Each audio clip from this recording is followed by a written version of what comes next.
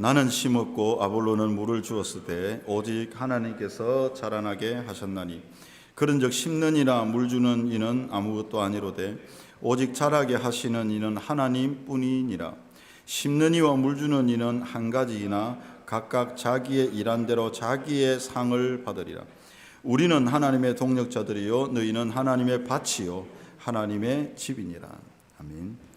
계속해서 저는 요즘 이 말씀이 우리 주님의 교회에 나타나도록 하면 좋겠다, 이런 생각이 계속 듭니다.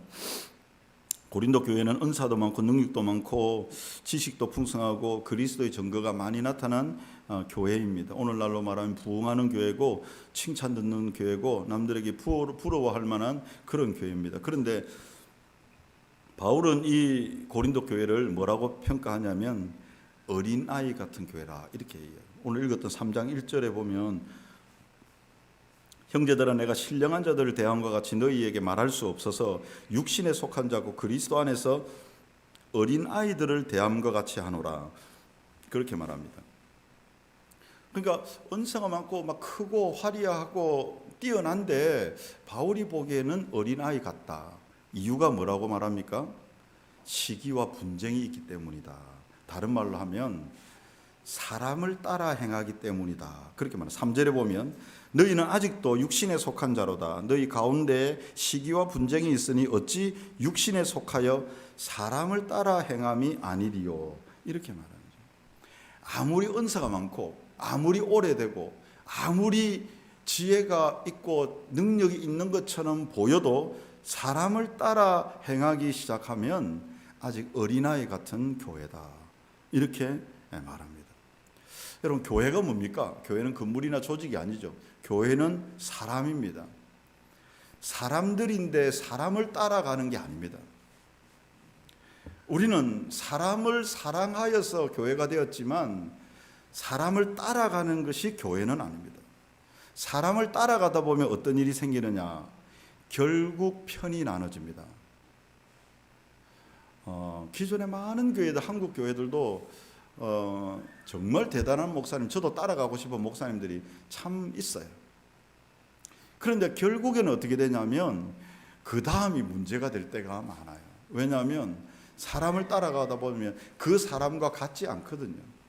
그 사람보다 이 부분에서는 잘하지만 이 부분에서는 모자랄 수가 있는 경우가 많거든요. 그러면 어떻게 되냐면 나뉘어지기 시작합니다. 바울파가 생기고 아볼로파가 생기고 게바파가 생겨지게 되는 것이거든요. 그러면 결국에는 시기와 분쟁이 생길 수밖에 없는 것입니다. 그게 지금까지 100 몇십 년의 한국 교회의 역사가 그러하게 되었다라고 하는 거죠. 여러분, 사람은요 마음에 드는 것도 있고 안 드는 것도 있어요. 근데 지금은 마음에 안 드는 것이 나중에는 또 마음에 들 때도 있어요. 신기합니다. 여러분, 부부가 좋은 것 보고 결혼을 했잖아요. 근데 나중에 보면 그게 제일 짜증나요. 좋았던 그게 제일 신경질 난다니까. 우리 아들, 딸들이 내 닮아가지고 좋았는데 좀 자라면요 내 닮은 것이 제일 싫어요. 그러니까 그 마음을 어떻게 맞추겠어요? 그러니까 사람으로서는 그걸 그 사람 잘못도 아니. 사람은 다 그렇단 말이죠. 사람은 다 그래요. 그래서 사람을 따라가면 아직도 어린아이입니다. 그래서 우리는 교회를 섬길 때에 저는 반드시 두 가지를 생각했으면 좋겠다. 오늘 본문의 말씀을 통하여 두 가지를 생각했으면 좋겠다라고 생각하는데, 그게 첫 번째가 뭐냐면 교회는 반드시 하나님의 자라게 하신다는 거죠. 씨는 사람이 뿌릴 수 있어요. 물은 사람이 줄 수 있어요. 근데 자라게 하시는 분은 하나님입니다. 이걸 분명히 알아야 됩니다. 여러분, 목사가 설교는 할 수 있어요. 얼마나 잘할 수도 있고 얼마나 못할 수도 있어요. 얼마나 못했는데 하나님이 잘하게 할 수도 있어요. 얼마나 잘했는데 하나님이 잘하지 못하게 할 수도 있는 거예요. 그게 사람에게 달려있지 않다는 이야기예요. 여러분, 교회를 섬기는 자들은 첫 번째 우선순위로 교회는 하나님이 잘하게 하신다. 그래서 가정교회에서 중요한 것으로 가르치는 게 있는데, 성경적인 교회가 뭐냐, 신약적인 교회가 뭐냐, 저도 동의합니다. 사도행전에 보면 이 세 가지가 꼭 들어있어요. 그게 첫 번째가 뭐냐면 사도행전에 나와 있는 교회는 반드시 믿지 않는 사람이 믿게 되는 그런 일이 첫 번째 있습니다. 그게 이제 성경적인 교회입니다.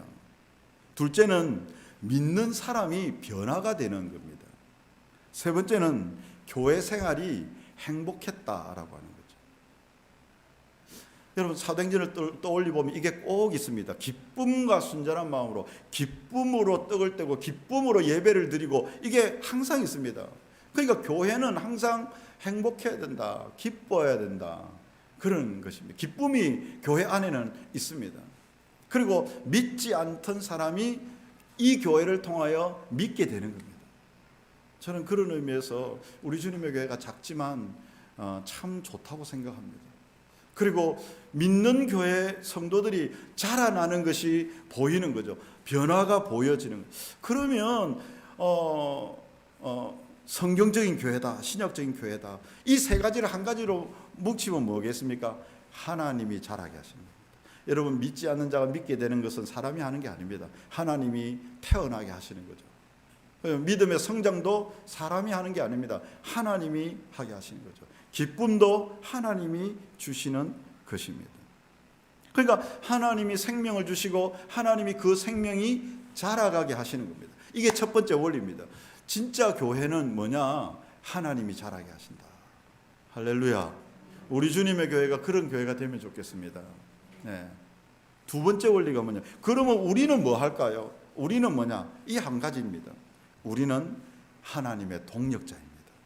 제가 2주 전인가 3주 전에 수요일 날 여기서 이야기했어요. 근데 뭐 기억이 잘 안 나가시겠지만은 어쨌든 그때 뭐라고 했냐면 동업자가 아니라 동력자라고 그랬어요. 동업자는 뭡니까? 내 백, 네 백 해가지고 각기 일한 대로 가져가는 게 동업자죠. 동력자는 뭐냐? 주인이 있고 우리는 함께 만들어가는 사람이에요. 우리는 어떤 사람이죠? 동력자다. 신 에르고스. 함께 일하는 사람, 함께 일하는 사람. 물을 주는 사람이 있고, 그 다음 씨를 뿌리는 사람이 있고, 청소하는 사람이 있고, 설교하는 사람이 있고, 그리고 또 밥을 하는 사람이 있고, 네. 함께 하는 사람. 그래서 높고 낮음도 없어요. 네. 함께 하는 자이다라고 하는 겁니다. 이 하나님의 동력자라는 개념. 그래서 함께 한다. 어디에 함께 한가? 이제 세 축을 이야기하면 세 가지를 이야기한다면 첫 번째 예배를 드리는데 함께 섬기는 겁니다.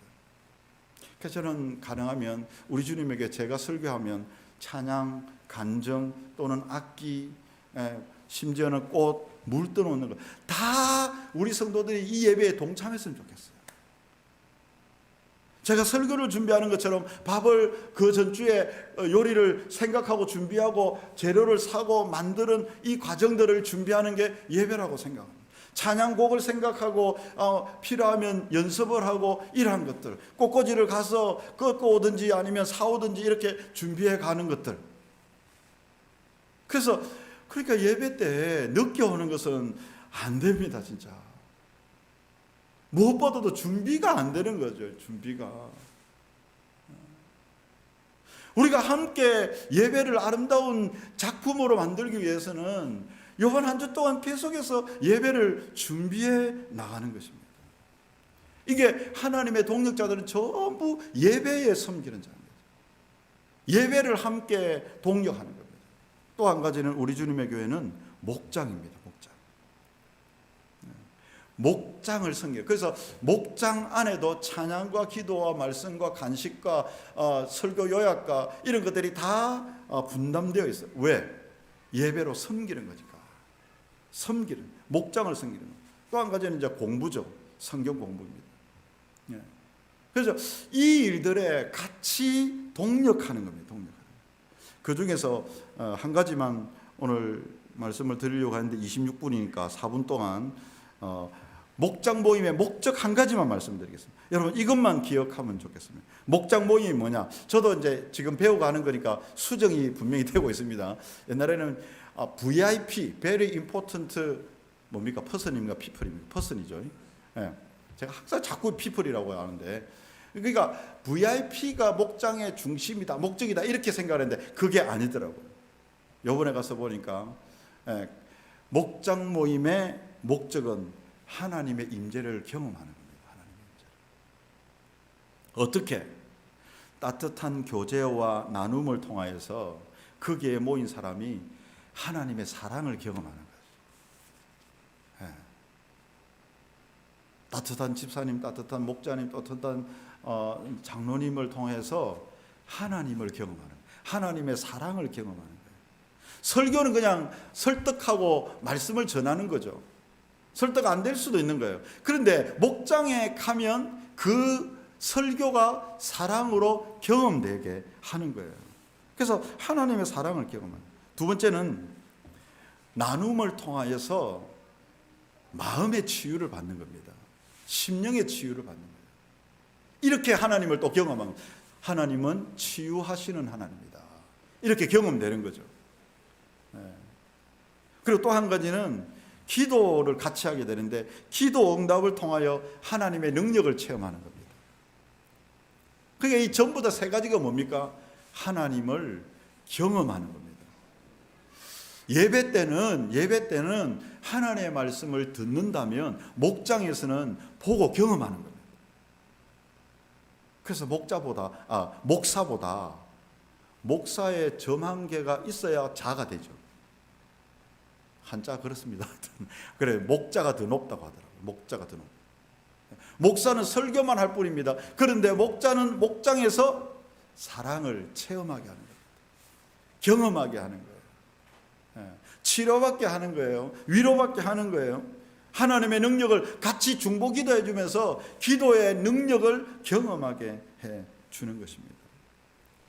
그래서 많은 부분들은 많은 성도들이 설교를 듣고 변하는 것이 아니라 목장에 가서 변화를 합니다.